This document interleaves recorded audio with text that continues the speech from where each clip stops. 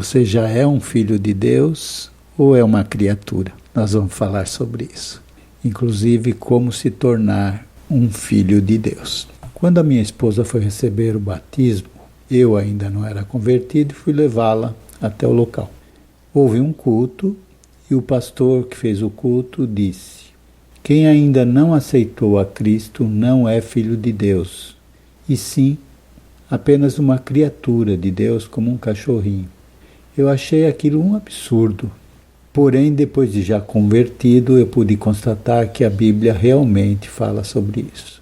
O texto bíblico que fala a respeito desse assunto está em João, capítulo 1, versículos 12 e 13. Diz assim: a todos quantos o receberam, deu-lhes o poder de serem feitos filhos de Deus, a saber, aos que creem no seu nome, os quais não nasceram do sangue nem da vontade da carne, nem da vontade do homem, mas de Deus. A pergunta que se faz é: como podemos nos tornar filhos de Deus? A resposta é: o pretendente precisa nascer de novo. Quando Jesus foi visitado por um líder religioso chamado Nicodemos, ele não assegurou que Nicodemos iria para o céu. Ao invés disso, Cristo disse: em verdade te digo que se alguém não nascer de novo, não pode ver o reino de Deus. Isso está no Evangelho de João, capítulo 3, versículo 3. Quando a pessoa nasce, herda a natureza pecaminosa que resulta da desobediência de Adão no Jardim do Éden. Pode-se notar que ninguém tem que ensinar uma pessoa a pecar. Ela segue uma tendência natural de fazer o que é errado, levando-a a cometer pecados como mentir, roubar, adulterar, odiar, etc. Ao invés de ser um filho de Deus, a pessoa não convertida é, na verdade, uma criatura de Deus. Porém, é mais um filho da desobediência ou filho da ira. A Bíblia diz: todos pecaram e destituídos estavam da glória de Deus. Isso está em Romanos, capítulo 3, versículo 23. Então devemos entender que pelo fato de nascermos em pecado já não há salvação?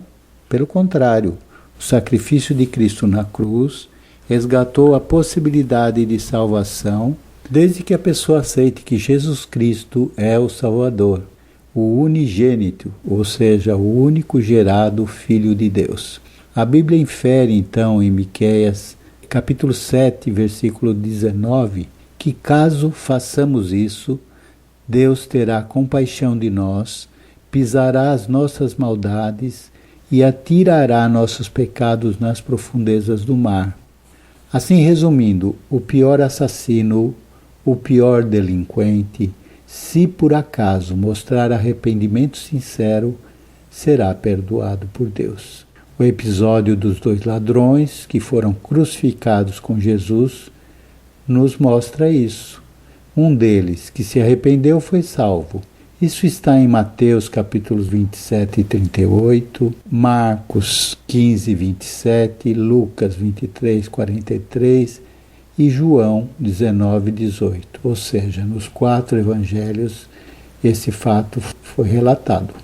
O apóstolo Paulo afirma ainda que ele vos deu vida, estando vós mortos nos vossos delitos e pecados, nos quais andastes outrora, segundo o curso deste mundo, segundo o príncipe da potestade do ar, Satanás, do espírito que agora atua nos filhos da desobediência, entre os quais também nós andávamos outrora, segundo as inclinações da nossa carne, fazendo a vontade da carne e dos pensamentos, e éramos, por natureza, filhos da ira, como também os demais.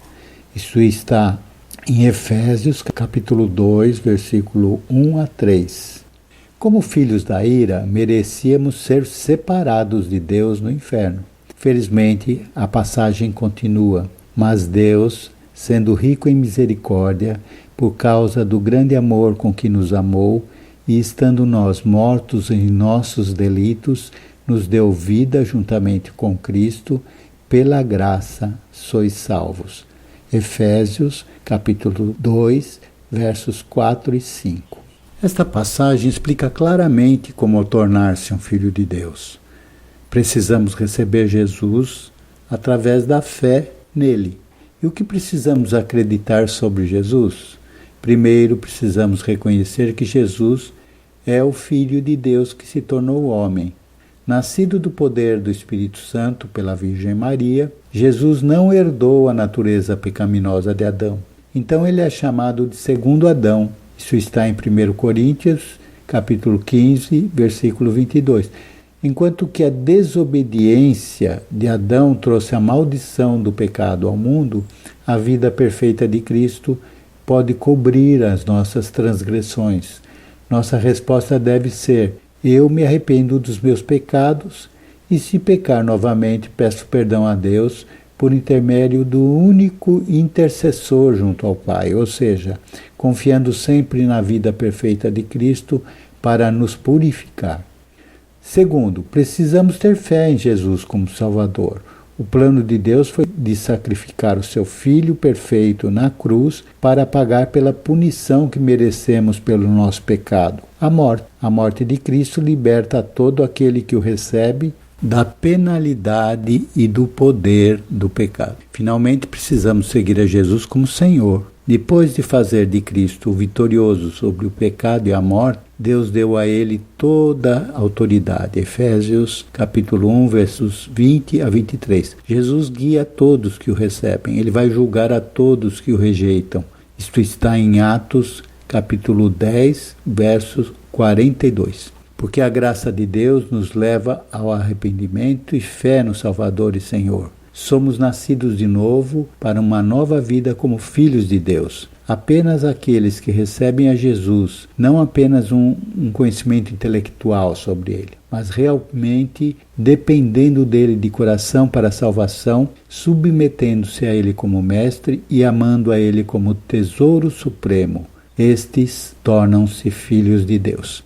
Torne-se um filho de Deus porque a todos quanto o receberam, deu-lhes o poder de serem feitos filhos de Deus, a saber, aos que creem no seu nome, os quais não nasceram do sangue, nem da vontade da carne, nem da vontade do homem, mas de Deus. Nós já citamos esses versículos, né? Assim como não temos influência alguma sobre o nosso nascimento a este mundo, não podemos fazer nada que causaria o nosso novo nascimento para vir e pertencer à família de Deus, nem através de boas obras, nem por invocar uma fé qualquer. Como o verso acima diz, Deus é quem nos deu o poder de acordo com a sua vontade graciosa. Veja o que diz a primeira carta de João, capítulo 3, verso 1.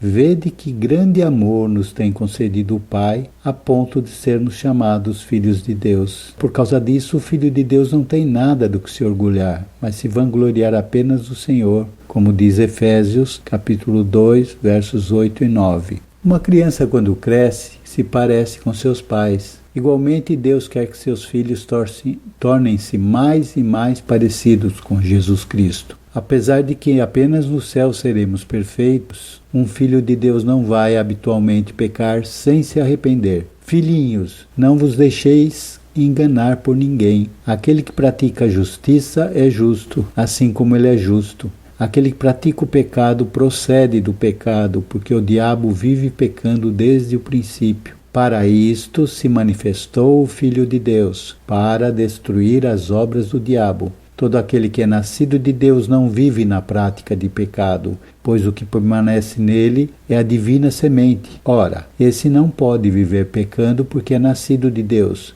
Nisto são manifestos os filhos de Deus e os filhos do diabo. Todo aquele que não pratica justiça não procede de Deus, nem aquele que não ama a seu irmão. Isso está na primeira carta de João, capítulo 3, de 7 a 10. Não se engane, um filho de Deus não pode ser renegado por pecar. Entretanto, alguém que pratica o pecado, quer dizer, consistentemente desfruta do pecado sem se preocupar em viver de uma forma que agrade a Deus, revela que nunca nasceu de novo. Jesus falou a tais pessoas: vós sois do diabo, que é vosso pai, e quereis satisfazer-lhes os desejos. Isso está no Evangelho de João, capítulo 8, verso 44. Os filhos de Deus, por outro lado, não mais desejam a gratificação do pecado, mas sim conhecer, amar e glorificar ao seu Pai. A recompensa de ser um filho de Deus é imensurável. Como filhos de Deus, fazemos parte de sua família,